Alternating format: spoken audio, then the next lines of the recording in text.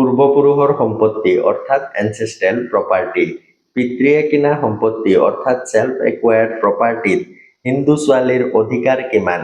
বহুতৰ প্ৰশ্ন। হিন্দু ছাকচেছন এক্ট 1956 মতে চেল্ফ একুৱায়াৰ্ড প্ৰপাৰ্টিতহে ছোৱালীৰ অধিকাৰ আছিল। কিন্তু 9 ছেপ্টেম্বৰ 2005ৰ পৰা হিন্দু ছাকচেছন এমেণ্ডমেণ্ট এক্ট 2005 কাৰ্যকৰী হয়।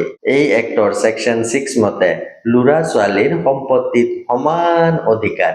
প্ৰকাশ versus Phulavati case 2016 Supreme Court 9 September 2005 লৈকে পিতৃ আৰু ছোৱালী জীৱিত থাকিলেহে ছোৱালীয়ে ল'ৰাৰ সমান সম্পত্তিত অধিকাৰ পাব।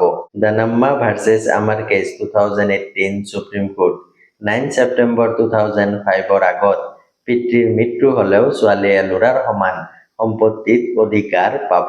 এই দুটা ৰায়ৰ বিভ্ৰান্তি আঁতৰাই ভিনিতা শৰ্মা ভাৰ্চেছ ৰাকেশ শৰ্মা কেছ 2020ত সুপ্ৰিম কোৰ্টে স্পষ্ট কৰি দিয়ে 9 ছেপ্টেম্বৰ 2005ৰ আগত বা পিছত পিতৃ জীৱিত থাকক বা নাথাকক ছোৱালীয়ে জন্মগতভাৱে ল'ৰাৰ সমান সম্পত্তিত অধিকাৰ পাব।